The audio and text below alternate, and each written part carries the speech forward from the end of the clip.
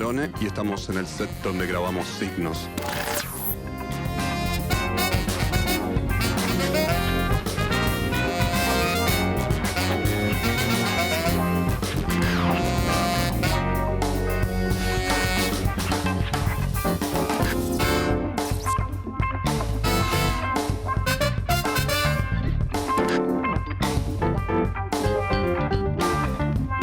Signos es la historia de un médico de pueblo, un pueblo inexistente, que se llama Penitentes, y el recorrido de su mente enferma, obviamente, que por un trauma familiar comienza a cometer asesinatos en masa a gente que teóricamente está vinculada con un hecho de su infancia, ¿no? Elige, por la historia de su familia, sobre todo de su madre, un recorrido mesiánico basado en la astrología, donde recorre cada uno de los signos del zodíaco para organizar esa masacre. Ese es el puntapié inicial de una historia muy compleja, que también abarca su relación en su entorno familiar inmediato.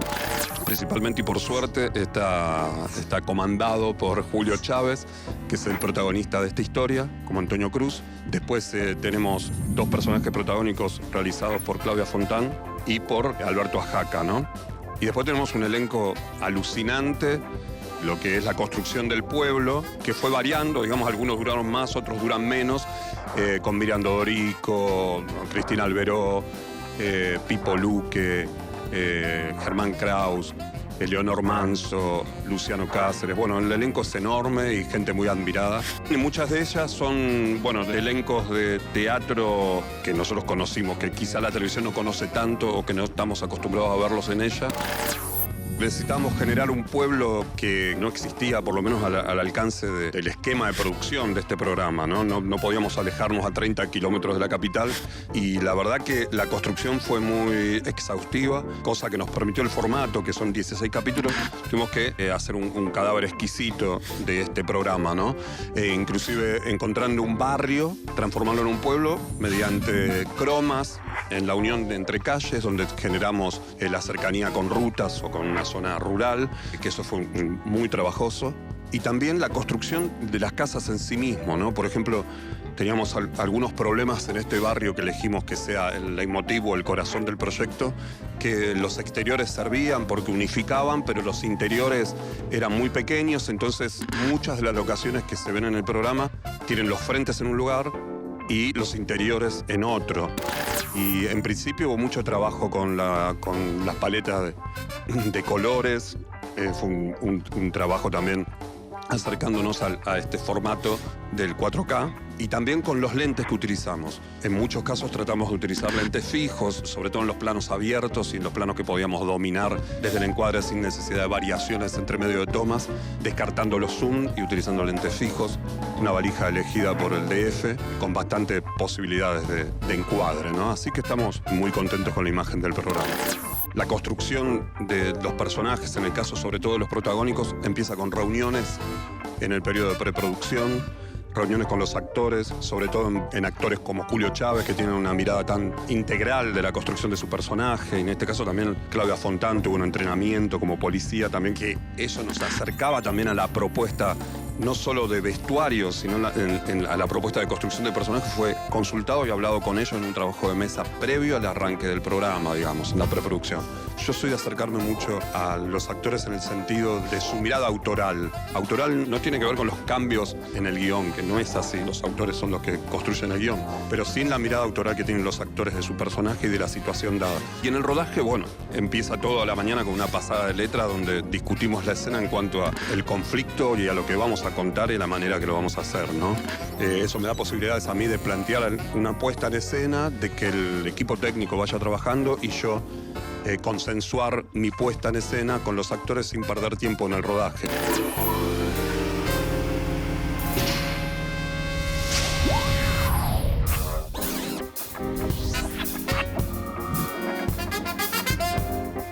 Hola, ¿qué tal? Soy Alejandro Chomsky y vamos a hablar de una película que se llama Una noche con Charly García. En 1994, un día me llaman para ver si yo quería filmar una grabación de Charly García, que era mi ídolo máximo, que tenía una cámara, tenía una Hi8, entré en ese mundo que nunca había visto y estaban ensayando. Y yo filmé y me dejaron filmar como si no existiera. Nadie puso ningún reparo y yo estaba en el medio de la grabación, y la grabación tenía diferentes etapas. Ya le estaba grabando un tema nuevo y tenía a todos los músicos, iban zapando hasta encontrar lo que querían hacer, y después aparte lo grababan porque había todavía sistema analógico y había en otra sala, lo iban grabando, y también había varios técnicos contratados. Bueno, eso fue esa noche que sacó esa canción que no está en ningún disco de Charlie. Después de eso quedé en contacto con él y durante 6 meses lo filmé intermitentemente, y tengo como 17 horas de él filmado en su casa, en recitales, con músicos que caen en la casa, en entrevistas, sobre La hija de la lágrima, situaciones, todo. Pero era todo episódico. Hasta que un día me di cuenta que el primer día que lo había conocido, que fue esa filmación, solo ese cassette de High 8 era la película. Porque, bueno, busqué maneras de editarlo y lo edité, y eso es la película. Es un cassette de High 8 de la primera vez que lo conocí. Yo no sabía que estaba filmando un documental. Yo simplemente estaba en mi casa y sonó el teléfono y yo tenía la cámara, el cassette, tenía la batería cargada. Y aparecía ahí y no tenía idea de lo que estaba haciendo. Simplemente estaba filmando todo. Y mágicamente Charly García estaba feliz de que lo filmen. Y empecé a avanzar en esa noche en filmarlo en todo. O sea, dije, pero él se deja filmar en todo. O sea, me fui dando cuenta que él amaba la cámara. Entonces dije, bueno, es ahora o nunca. Y capturé, creo que ese engranaje que debe haber pasado miles de noches. Y era un Charly García, lamentablemente, el final de una época muy genial de él. Todo lo que filmé terminó el día que en el Gran Rex me pidió la cámara prestada y me la rompió en el medio de... Yo estaba en el Gran Rex y vi cómo hacía pum, pam, y me rompió la cámara, y ahí no filmé más. Después me pagó la cámara, pero ya tenía tengo ahí todos los High 8 filmados de todos esos meses, donde él en la película empieza con un corte de pelo y termina rubio, largo, todo ya con uñas pintadas. Fue increíble, la verdad que la gente que vino y verla así en silencio, en una pantalla, fue increíble. Venían pibes que ya descubrieron a Charly García, tal vez no habían nacido cuando esto pasó. Entonces es un regalo para estos jóvenes que aman a Charly. La película pasa en una sola locación, que es Fitzroy, el estudio de Charly García, que tenía varios cuartos y terminaba en una pileta y una escalerita, que es el famoso estudio de Fitzroy de Charly García, que después se vendió. La película de Charly García es una película muy difícil de estrenar porque, si bien no costó nada hacerla, hay derechos, diferentes tipos que hay que presupuestar y pagar, y sobre todo Charly García vio un corte y me mandó a decir que se había puesto mal por verla a María Gabriela Pumer, pero la película está dedicada a María Gabriela Pumer. Bueno, la cuestión es que por ahora no pude hablar con él sobre si firmaría algo que permite que se estrene.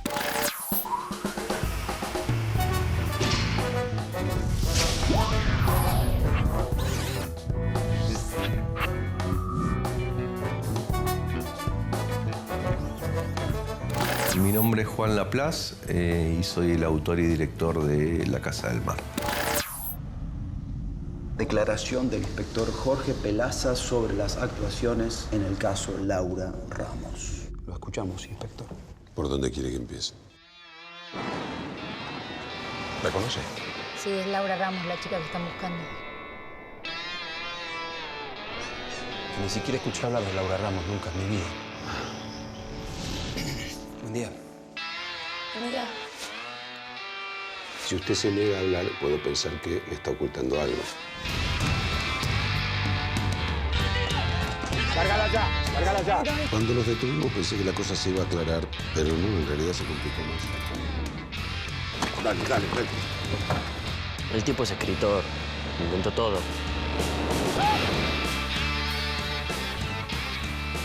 ¿Dónde está Laura? No lo sé, realmente no lo sé. La primera temporada de La Casa del Mar es un policial bastante clásico, trata sobre la desaparición de una chica que es la nieta de un senador de la oposición. Como es la nieta de una figura muy conocida de la política, es tapa de todos los diarios y está el país conmocionado por la búsqueda de esta chica. La otra parte de la historia es un escritor que está pasando unos días en Mar del Pinar, que es este balneario inventado, en la casa de una amiga. Ese fin de semana llega esta amiga y otros amigos más a pasar el fin de semana largo con ellos. y se ven involucrados en el caso porque, por un resorte de la trama, hay algo que indica a la policía que Laura Ramos, que es la chica desaparecida, pasó unos días en esa casa. Esto surge de un concurso del Inca. Durante la preproducción con Rocío Sena, que es mi socia en Cisne Films, que es la productora que hizo la serie, empezamos a buscar posibles socios en Uruguay y en Chile para ver si podíamos ampliar la producción. Le presentamos el proyecto a DirecTV, que estaba buscando proyectos de la región para su canal On DirecTV, y llegamos a un acuerdo con ellos para el estreno y la exhibición. Como no teníamos presupuesto para filmar las 5 semanas que fue todo el rodaje en un balneario, fue hacer los interiores en Buenos Aires. Hicimos lo que yo llamé planos intermedios, también no en Buenos Aires, sino en el conurbano, en Ezeiza, en Maswich. Y después estuvimos una semana en Necochea, donde hicimos un montón de cosas con varias cámaras, con 2 equipos a veces en paralelo, digamos. Exprimimos mucho esas semanas estuvimos en Necochea para hacer un montón de planos y de escenas, qué sé yo, que al espectador le diera la sensación todo el tiempo de que todo transcurría en este mar del Pinar. Juan Gil Navarro, Gloria Carrá, Antonio Viravent, Leo Sagese habían estado en Perfidia y me había llevado muy bien con ellos, así que había como un compromiso de que estuvieran en esta también. Darío lo conozco desde hace un montón de tiempo y después, bueno, Fede Delía es amigo mío de hace miles de años y no en Perfidia, pero en otros proyectos hemos trabajado juntos. Me gusta mucho trabajar con actores, a mí en lo personal. Me es muy placentero. También me gusta poner cámaras y qué sé yo, pero si hay algo que realmente disfruto es la relación personal con los actores. El trabajo más específico y concreto fue con Juan y con Delfina, que es quien hace de Laura Ramos. Básicamente porque Delfina es muy joven, tiene 18 años, era casi lo primero que hacía, y yo sabía que teníamos que trabajar mucho porque el ritmo de filmación de las series es tremendo. Y ensayamos mucho, pero mucho, como 20 veces, 20 encuentros entre ellos, y estuvo muy bien. Estamos en este momento con DirecTV, ellos están interesados en hacer una segunda temporada. Nosotros también, yo me puse a escribir, en principio sería de 8 capítulos, con una continuación no de la historia, no de la trama, pero sí de los personajes y de la misma trama política y mediática que envuelve el caso policial. Y estamos en negociación con DirecTV para ver presupuestos y fechas y planes y fechas de aire. La televisión argentina es bastante particular de lo que sabemos, digamos. Hay 2 canales grandes. Entrar a esos 2 canales es muy difícil. Yo lo he intentado durante un montón de tiempo con proyectos propios y nunca tuve posibilidad. El Estado ha empezado a invertir en concursos para hacer miniseries o series o documentales o lo que sea. Nos ha dado la posibilidad a los que no teníamos posibilidad de entrar en esos 2 canales de hacer cosas. El siguiente problema de eso es la exhibición, que te queda limitada o a la televisión pública o a canales pequeños del interior, que la audiencia que uno puede tener ahí es muy chiquita en función de la inversión que hace el Estado, pero también en función de la visibilidad que tenga el proyecto que uno hace. Yo estoy esperanzado ahora con La Casa del Mar y DirecTV porque es un nuevo jugador que se mete en el mercado y dice, bueno, quiero producir cosas en Argentina. Entonces, bueno, es una punta más con una pantalla regional que está buenísima. Entonces, decir, bueno, tratemos todos de aprovechar esta punta que DirecTV abre. Me parece que el desafío es ese, es poder decir, bueno, desde Latinoamérica hagamos las mejores producciones para competir con las mejores producciones americanas, aun si no tenemos el presupuesto que ellos tienen. Pero es que vamos a competir necesariamente.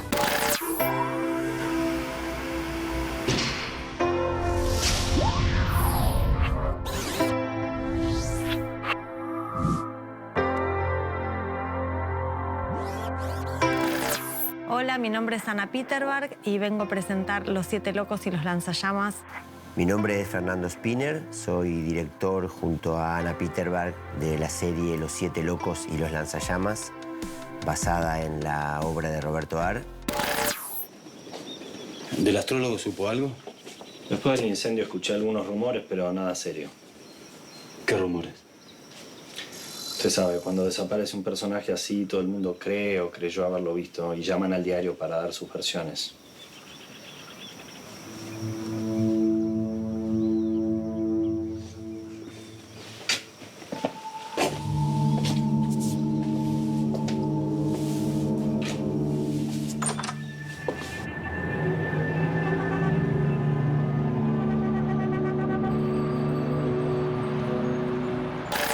Es una iniciativa de Ricardo Piglia junto con los productores de la productora Nombre, Alejandro Montalbán y Gabriel Reches, y la Biblioteca Nacional y la Televisión Pública. Se juntaron todos, empezaron a pensar en llevar estas dos novelas a una serie de 30 capítulos.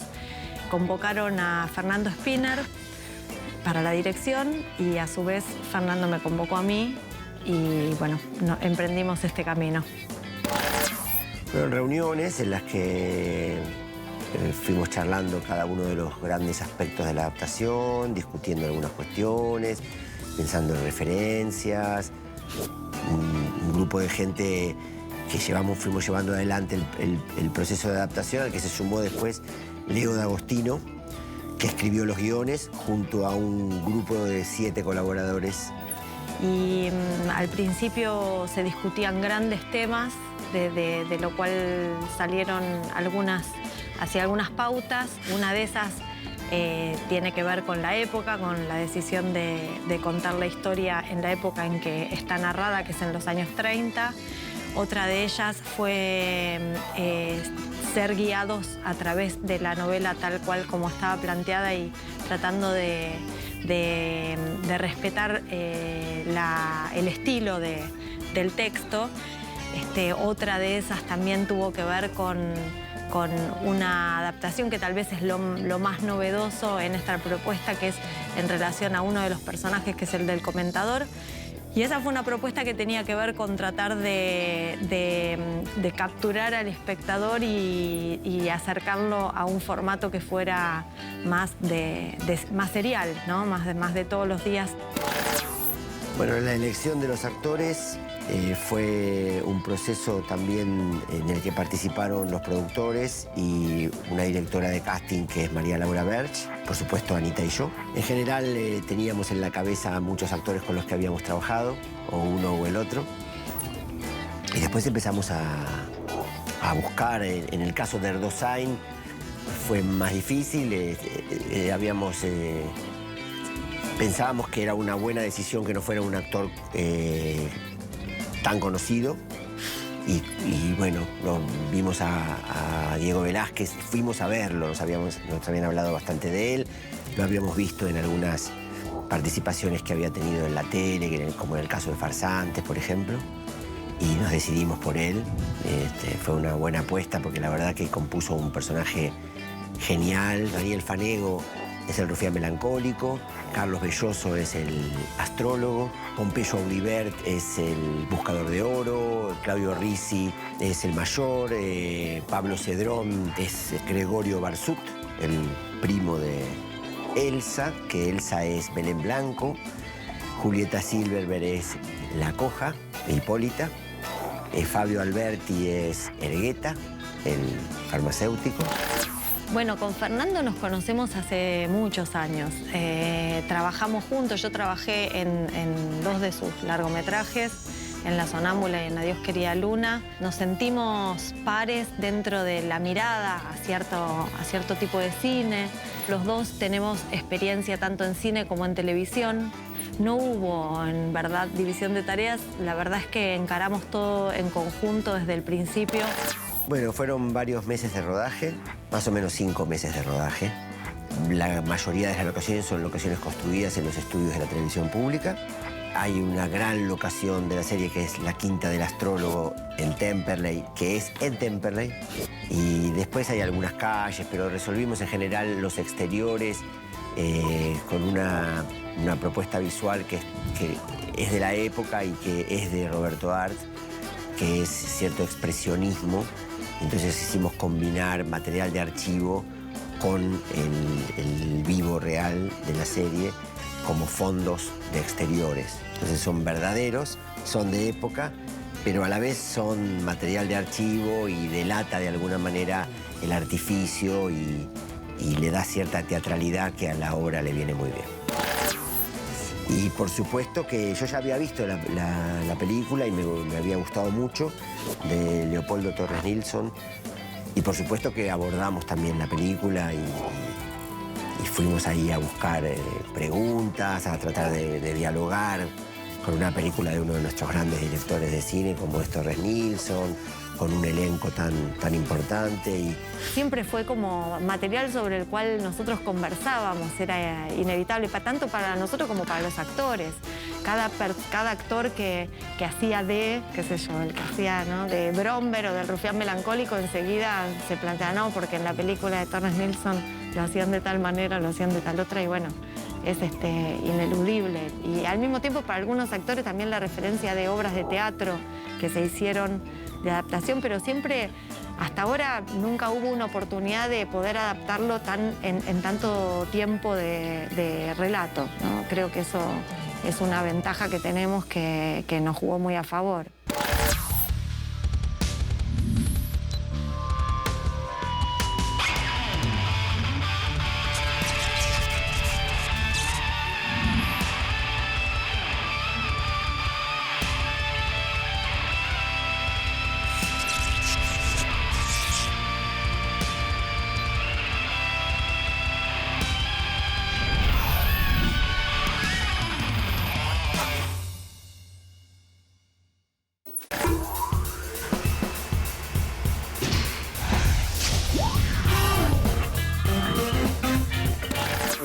Ve aquí Ricardo Baranovich, antiguo director de fotografía.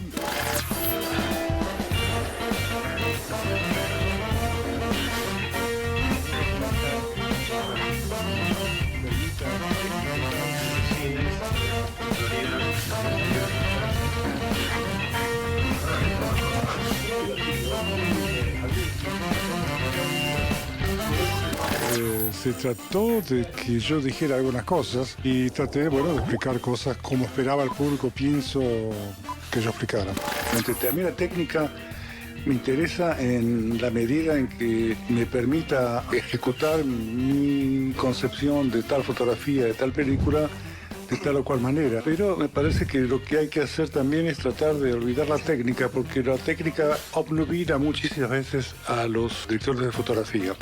La mirada que tengo sobre él es una mirada teñida con un afecto entrañable, y Ricardo es un minucioso director de fotografía que no se detiene solamente con la reproducción de la imagen que refleja, sino que además trata de embellecerla y darle un color y un calor muy pocas veces visto en el cine.